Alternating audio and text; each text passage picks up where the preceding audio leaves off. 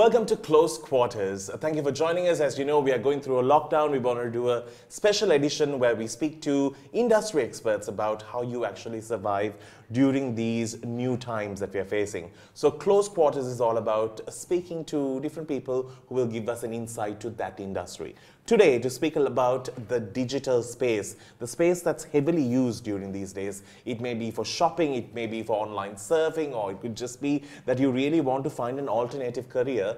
It has become the space to move around to, and that is the digital space. We all spend so much of time with it. And I have someone who has been working with leading brands for a long time in giving them solutions online. It could be for online purchasing, it could be for online development, and that is Sanjay, who is a part of, the founder of ASBO. Nice to have you on board. Hi, Danu. Nice to be here. So we are all trying to get used to this new normal and trying to figure out, okay, this is what our country or this world is going to be all about.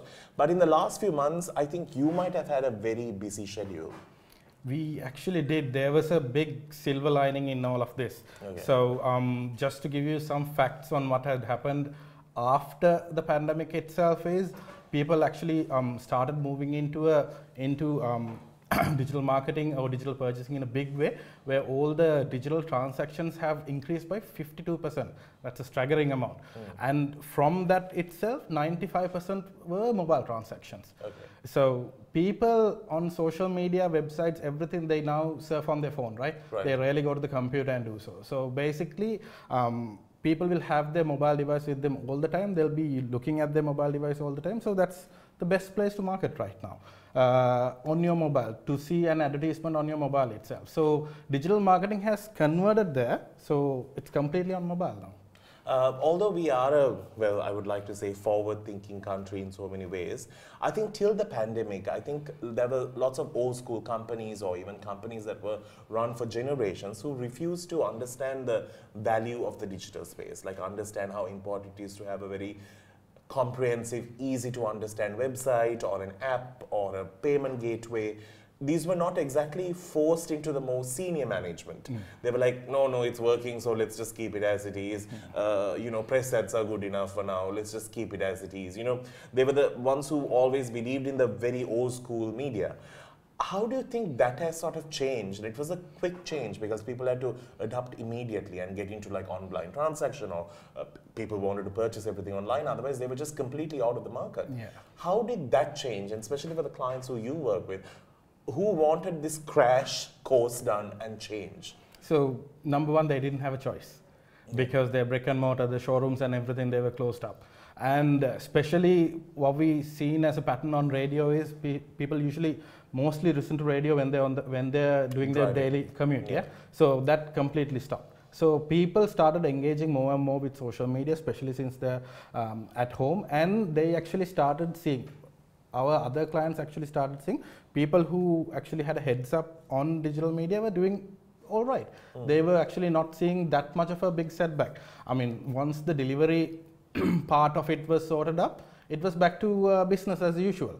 So what other clients who actually found out was, okay, coming to digital media is not only the viable option, but it's the cheapest option as well. So because in digital, there's so many ways that you can market, right? Because it used to be TV, radio, all these BTL stuff, then digital. Now it's digital and offline. Yeah. So either you digital or you do offline marketing. So that it has come to that level. And even on digital, what has happened while they were doing brick and mortar was people who know the brand, people who had brand equity, those people came to the store, just went to their website and shopped online. But the thing with digital media is, even with the person who doesn't have a big brand, can actually do a lot of sales online. Because finding an audience on the internet, on social media and digital marketing, it's very clever. It's done in a very sophisticated manner. If you take your audience, a digital audience is split into 3 categories, which is your hot audience, your warm audience, and your cold audience. Right. If you talk about the hot audience are the people will just automatically think that these are potential customers, right? So let's say we are trying to sell a mobile phone. For example, if you're trying to sell a mobile phone online, we think that this is the age group. Men would preferably have more engagement compared with women. in, let's say we target Colombo area, for example, if it's the only area that we're going to do. So the normal traditional targeted audience is your hot audience. And the people who come to our website through the advertisements that we see, then engage with our content. Now, you might have experienced this. When you try to buy something online, and if you don't buy it then and there, you're bombarded with continuous ads of the same thing. Yes. That's called remarketing, because you've been put in a profile where they think you're a warm audience. So almost to be converted. So that's the second stage. And the third stage, let's say the cold audience, let's say I bought a mobile phone and I have very similar interests with you. But you are not looking to buy a mobile phone, but you have the interest that you want to buy. So that becomes a lookalike audience. Something similar, a person who's similar to me, where they can actually start advertising. That's the cold audience. So all of that combined together makes a very good conversion rate on digital media. Superb. You know, funnily, I searched for a camera extension for my Apple phone, and ever since that day, for the past 1 week, my Instagram, my Facebook has only advertised that to me. Until I purchase it, I think they'll be just annoying me. It's just quite interesting. But something that I wanted to speak about is the fact that just before the pandemic, I think lots of people's websites were just very much dormant. The websites that we have for companies with heavy profiles, you know, board of directors, that, this, and, you know, the usual frills of a website was just very dormant. It was there, but it was there for a courtesy. It was there for, like, you know, if you search for us on Google. But do you feel a personal website actually carries a bigger value than getting onto an online store that will give you a bigger push? Or do you think, okay, a website is just a website, using social media platforms to sell your products is much better? What do you think is a better deal when it comes to digitally utilizing this space? So, as you may have seen, all these big brands are now moving into their own e-commerce sites. The main reason behind of that is you get to keep their generate information that will profile people in a way that we can advertise better and get better conversions, which you can't do with just social media alone. Social media itself, you can get inquiries, try to make them convert into events and such on. But if you have your own e-commerce sites, it's far more superior. The conversion rates are far more better, and the cost per conversion goes significantly down. Plus, you get loads of other benefits, like let's say you have an app to your company itself.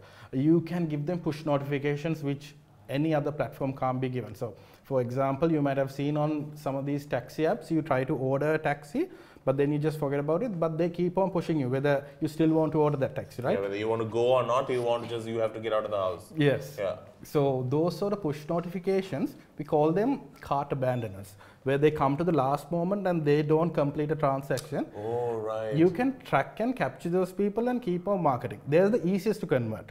So there's multiple segments in digital marketing in your own ecosystem that you can use, which you can't do just through social media. And all of that content, like let's say especially you're having an e-commerce site of your own, your apps and the content that you put in your own domain itself, all of that get optimized way better. So search engine optimization, ranking, then your conversion costs, all of that, getting leads, generating leads, it's much better to have your own platform. Oh, wow, okay. So these are like the fundamentals of, like, you know, digital space marketing. Tell me, in this day and age where we are actually going forward in a very uncertain future ahead of us, what would you say is the right mechanism for us to all look forward to? Is it heavily spend on social media, or really invest on an app, or really think of a good website? What would you say is the first step for maybe a startup or maybe for an established organization, if they are not in the digital space? What should be their first line of thinking? Their first line of thinking should be to have a solid social media presence. Then, of course, the second step should be for a proper, like if they're selling a product or a service, a proper e-commerce site. So that combination itself would be your first step on getting onwards. But after a while, if sales are good, if you want to increase, if you want to expand, if you want to give more of a personal touch, then you go into an app. If you check eBay, Amazon, Ali, all of that are more focused on apps right now. They initially started off with their e-com site, but now pushing their way towards the app itself, because you order through Ali, right? You just go to the app. Yes. Yeah. And especially for taxi services, location-based services, you can't use a web-based service. You have to go to the web. Even social media, you don't browse on your social media, very rarely on your computer, right? You already have it on your mobile device. So mobile is the way to go. So even if you're doing an e-commerce site, you need to make sure that it's completely mobile compatible, it's up to speed and everything. If not, go for an app to give a personalized.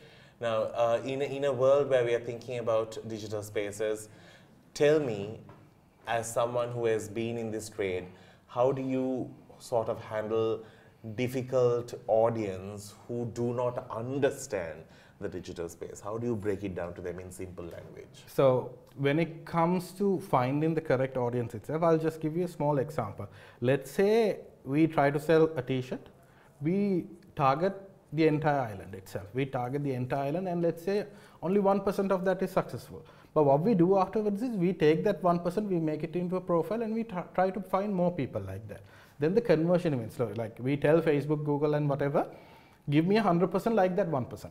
So the next stage, the next ad set will be 5% more successful, and the next 15%, 20%, likewise. So sometimes it becomes easier to find the correct audience than to try and convince the existing audience to buy something that they might not really want. But there's so many potential others out there. If we trigger correctly, if we show them the correct advertisements, conversions are made.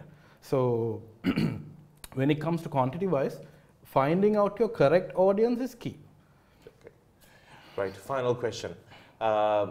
This digital space, when you have a company, you just say, oh, I'm going to get a digital manager or a digital media manager or a social media manager, and you let within the company handle it. Do you think, because social media is done in a way that, anyone can start an account, it's so easy, it's so understandable. How important is it to consult an expert in this industry, because the digital market is so crowded. Yeah. The minute I put up a photo, there are 10,000 people at that very moment, at that very second, putting up a photo. So how do you exactly be the only photo that's seen by 100,000 more people? Mm. So what would you advise to a company, or even to people who have taken their brand to their home today and they're working from home? How important would you say it's an important part for them to get an expert and not somebody who is like, oh, I know social media, it's so cool, like put a hashtag. What's the difference between those two?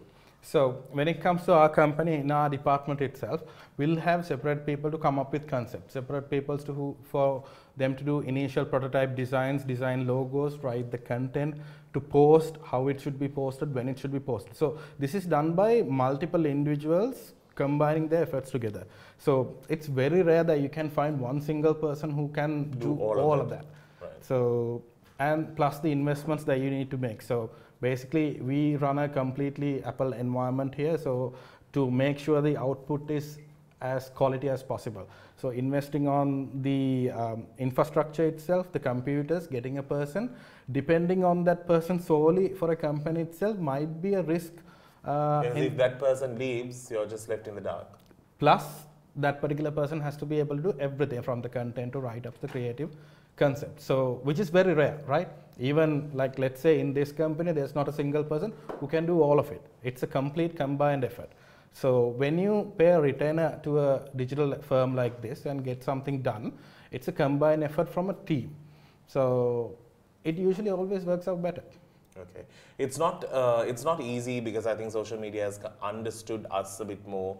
When it's a personal profile, you tend to get that picture going more viral faster, because it's just a person, and they may have fans, followers, they may be influential in their circle.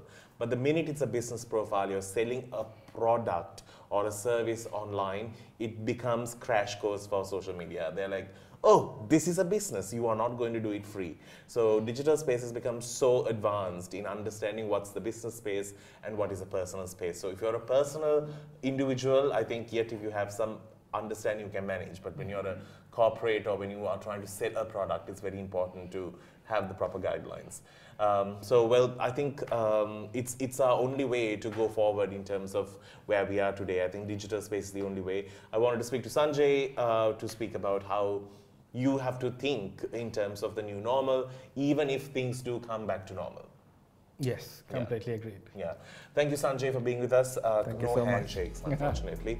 We will see you soon with another cool edition to Close Quarters. Till then, be safe in your quarters.